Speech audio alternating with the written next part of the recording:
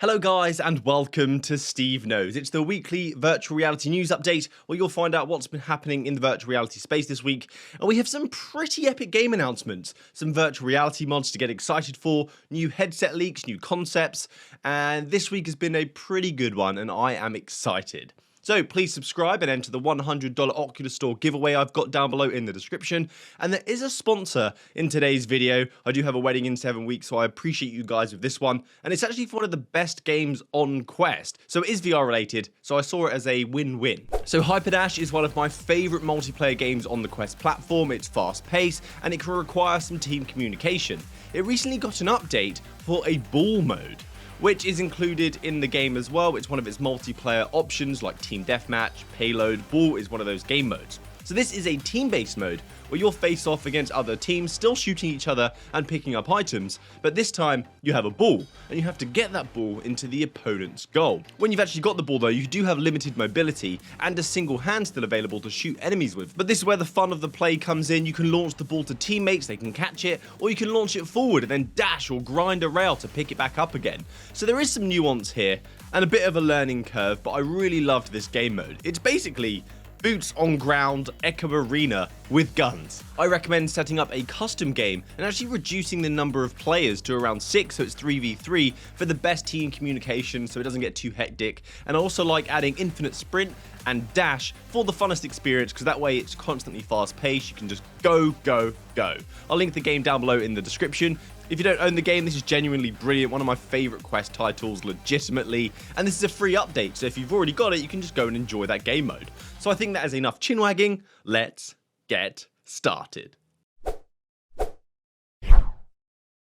So starting this one off with a bit of a teaser from Bloxy News, they posted a tweet saying that we should be getting ready for a new experience, a new metaverse, and that Roblox is coming to what seems to be the Quest platform. They tagged Meta Quest, but they also used the original Oculus logo, which is a nice cheeky touch. They know what's up. This will be exciting for many as this is a multiplayer, collaborative, community-built experience, world, game, whatever you want to call it, which are always a favourite. And the potential is there. I've seen many things that don't look like Roblox sort of games. They look like they've come from an Unreal Engine. Visually, they are beautiful, but they are Roblox creations, such as Frontline. It basically looks like Call of Duty.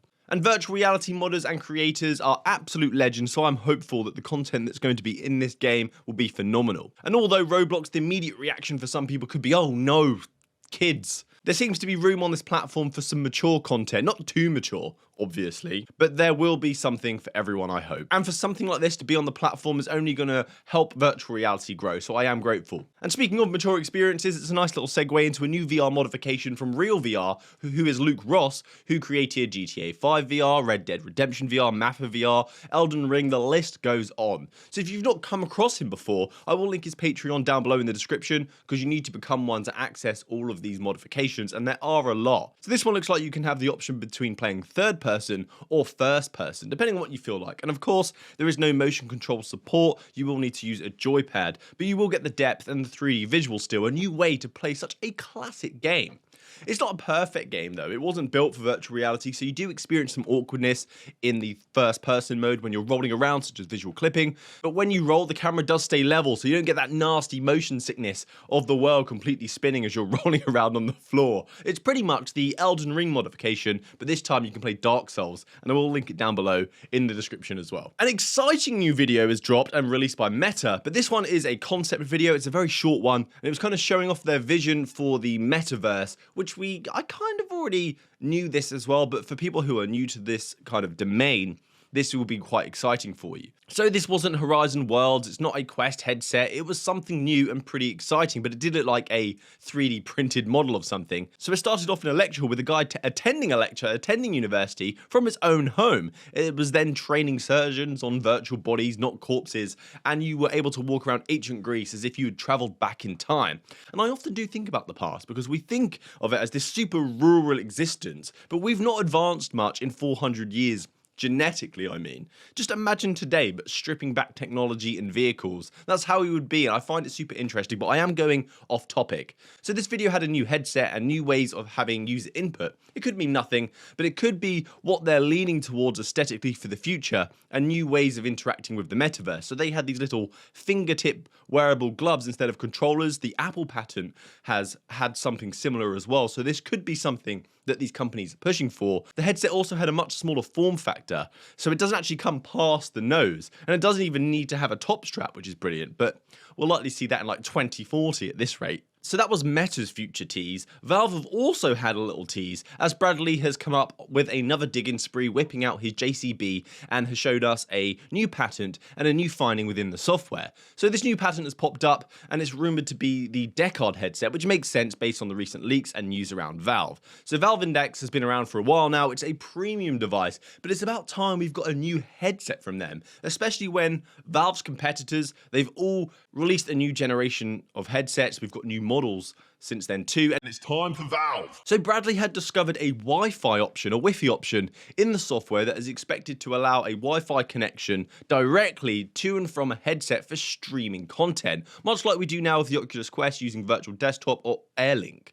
I'm not sure if this feature will work with other headsets though, so it would mean you wouldn't need virtual desktop anymore, which would be pretty brutal for that application. Or is it going to be specific for Valve's next headset? Because a source has confirmed that we're working on two devices. One is to be a standalone hybrid style. A new patent also shows a head strap similar to the BCI design, so the head strap could be modular to support a BCI head strap in the future, the Galea kit, which would be pretty cool. But the head strap has two dials for adjusting the strap, one for the top and one for the sides, which I like because the top often gets ignored and you have to adjust some Velcro, and it can be pretty annoying. I love the two twisty knobs. It also seems to have attachments for better audio speakers, like we have seen with the Valve Index, which is always a plus for deeper immersion. I'm going to keep my fingers and my toes crossed that we hear something from Valve by the end of this year. I would love a new premium headset from them because they knock it out the park. And speaking of Valve, there is a new gameplay revealed for the latest modification for Half-Life Alyx coming from FM Pony and Corey Lado. Sorry if I said that wrong.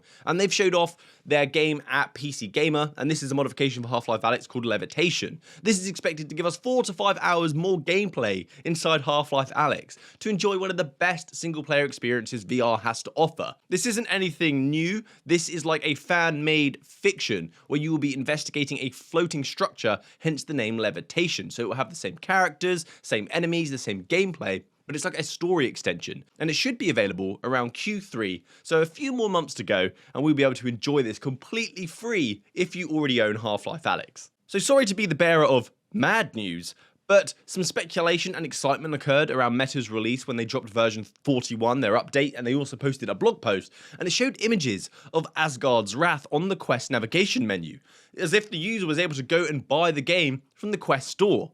And after a recent rumour around Quest cloud gaming services and a user spoke about trying to boot up Asgard's Wrath, it seemed like the rumours and now this blog post were aligning to something pretty special.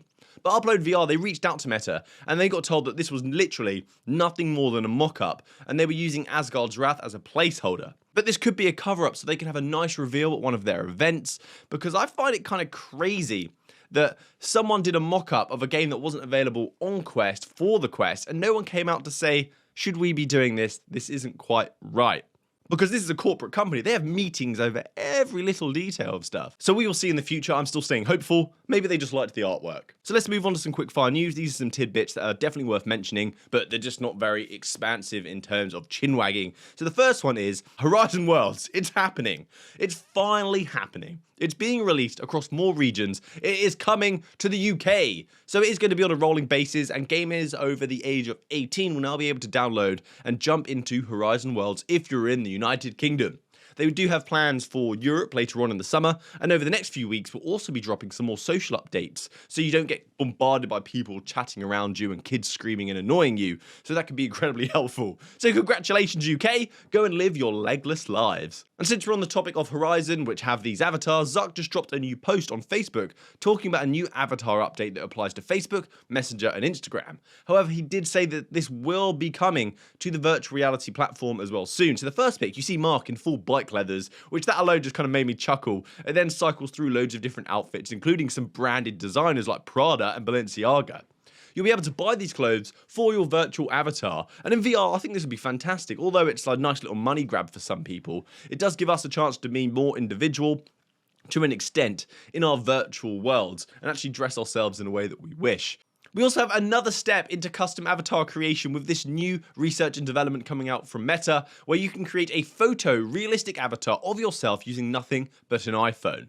So these photorealistic avatars had been coined codec avatars by Meta, but they have recently had a next installment, a new iteration, some new advancements in this space that allow us to create these avatars in our own home. And it's quite the advancement, because previously it was like 90 cameras. I've probably got that wrong. I'll put it on screen, the number of cameras in this room that just surrounded someone in order to create these avatars. Now you can use your phone, capture 65 facial expressions, which will then be translated to a digital humanoid that will then have expressions like you do when you're in virtual reality. But this isn't ready for us just yet, but I want it. I want my own clothes and my own face in virtual reality before I get too ugly. Oh no, it's too late. It's far too late. So recently a video popped up on Twitter as well of a virtual reality game called Black Trail. That piqued my interest. It piqued many of our interests, actually. I've not played a Western game since Juarez or Gun, and that was on the Xbox 360, and I think it's time we got a good one in virtual reality. And this one shows lots of promise, where you will experience each side of two communities going at war. So it looks like the Indians and the Western community going at it. So you'll have guns, you'll have bow and arrows, including a spiritual aspect, which looks pretty interesting. And this should be coming out in the next few months. It's available on Steam now to wishlist it if you're interested. So that's it from me today, guys. Thank you so much. There's been lots of tidbits, some interesting stories for the future of VR. And it always seems like, oh, this is coming around the corner. This is coming around the corner. I think it's about time that we got something that's actually here and now for us to enjoy. So don't forget to subscribe, a small deed, but it helps me out massively. So thank you guys. Enter the $100 giveaway, and hopefully I will see you next time. Have a great week. Happy gaming, guys. Good day.